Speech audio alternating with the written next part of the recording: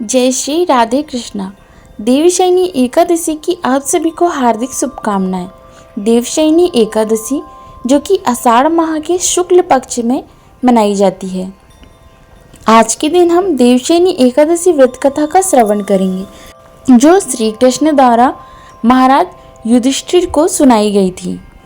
तो चलिए सुनते हैं देवशयनी एकादशी व्रत कथा।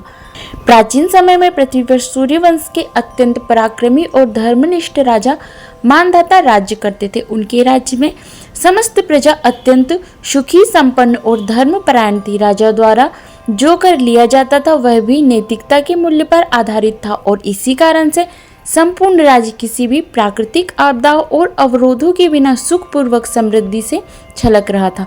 लेकिन कहते हैं ना, कल कभी एक जैसा नहीं रहता।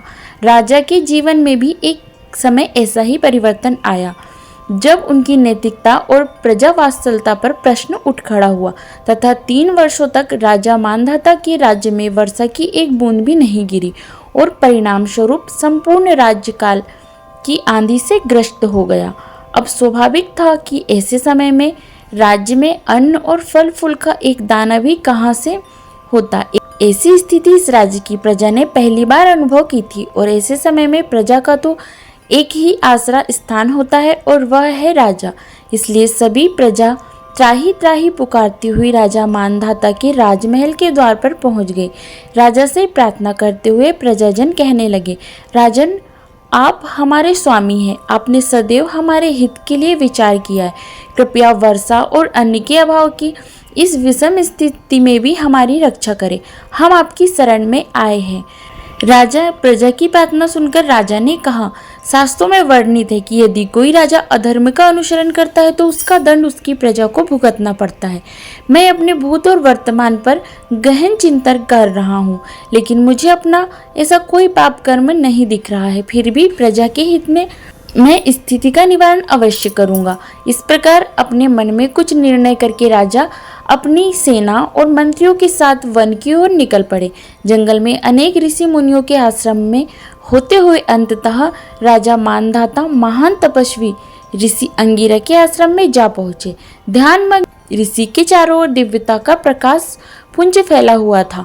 राजा ने ऋषि के पास जाकर दंडवत प्रणाम किया और ऋषि अंगिरा ने उन्हें आशीर्वाद देते हुए स्वयं के और राज्य के क्षेत्र कुशल के समाचार पूछे। राजा ने अत्यंत विनम्रता पूर्वक ऋषि को अपनी समस्या के विषय में विस्तार से सुनाया।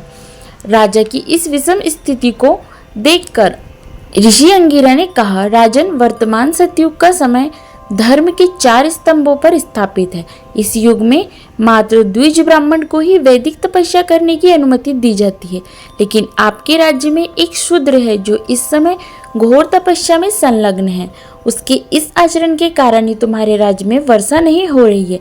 इसलिए आप उस शूद्र को मृत्यु दंड दें, जिससे आपके राज्य में पुनः वर्षा और सुख समृद्धि का आगमन हो सके। ऋषि की बात सुनकर राजा ने दुखद वाणी में कहा, लेकिन ऋषिवर, मैं एक अपराध मुक्त तपस्वी को दंड कैसे दे सकता हूँ? नहीं नहीं, यह मुझसे नहीं होगा। कृपया आप मुझे कोई और मार्ग बताएं। आखिरकार राजा की प्रजावात्सल्यता को देखकर अंगिरा ऋषि अत्यंत प्रसन्न हुए और उन्होंने कहा, हे राजन, आप अपने परिवार और समस्त प्रजा सहित आषाढ़ माह के शुक्ल पक्ष में आने वाली देवशयनी या फिर पद्मा एकादशी का नियम पूर्वक पालन करें। इसके प्रभाव से आपके राज्य में प्रचुर मात्रा में वर्षा होगी और आपके भंडार धन धान्य से समृद्ध हो जाएंगे। ऋषि अंगिरा के वचन से संतुष्ट और प्रसन्न होकर राजा ने ऋषि को प्रणाम किया और अपनी सेना के साथ वापस अपने राज्य में आ गए। आषाढ़ माह के शुक्ल पक्ष में देवशयनी एकादशी आई तो राजा ने समस्त प्रजाजन और अपने परिवार के साथ श्रद्धा और निष्ठा पूर्वक एकादशी व्रत का पालन किया। इस व्रत के पुण्य प्रभाव से राज्य में प्रचुर मात्रा में वर्षा हुई और संपूर्ण राज्य फिर से एक बार धन धान्य से संपन्न हो गया। कथा का समापन करते हुए ब्रह्मा जी ने नारद मुनि से कहा, इसीलिए हे नारद, यह व्रत समस्त जीवात्माओं को मुक्ति प्रदान करने वाला है। ब्रह्मा जी और नारद मुनि के संवाद को संपन्न करते हुए भगवान श्री कृष्ण ने महाराज युधिष्ठिर से कहा, हे राजन, यह पद्म एकादशी इतनी प्रभावशाली है कि जो भी व्यक्ति इसका श्रवण या पठन भी करता है वह पाप मुक्त हो जाता है। और आपको जानकर प्रसन्नता होगी कि इस एकादशी को देवशयनी एकादशी, पद्मा एकादशी, विष्णु शयनी एकादशी, देवपुरी एकादशी, आषाढ़ी एकादशी और महा एकादशी भी कहा जाता है।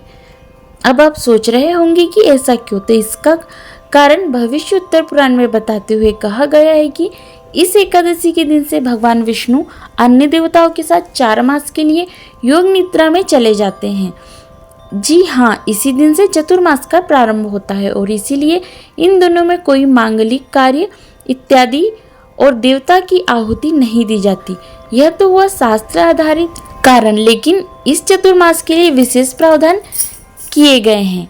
उसके पीछे का वैज्ञानिक कारण यह भी है कि इस समय के दौरान सूर्यदेव दक्षिणायन में भ्रमण करते हैं और ये समय वर्षा ऋतु का माना जाता है। इसलिए हमारे शास्त्रों का विचार ये है कि इन दिनों में मनुष्य अन्य भौतिक कार्यों में कम से कम समय और अधिक से अधिक समय अपनी आध्यात्मिक उन्नति के लिए प्रयास करता रहे।